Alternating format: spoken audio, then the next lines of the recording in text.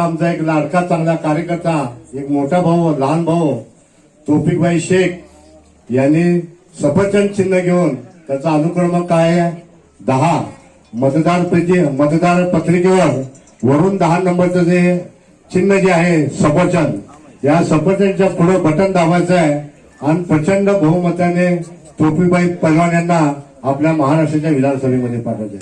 तौफिकभाई पहलवान यांना का मत द्यायचे, त्यांनाच का निवडून द्यायचं, दुसरे उमेदवार नाही का, हे आहे हातवाला आहे, पायवाला आहे, डोक्यावाला आहे, पतंगवाला आहे, माझ्यावाला, त्यांना का निवडून द्यायचं ना, का पहलवानलाच का द्यायचं।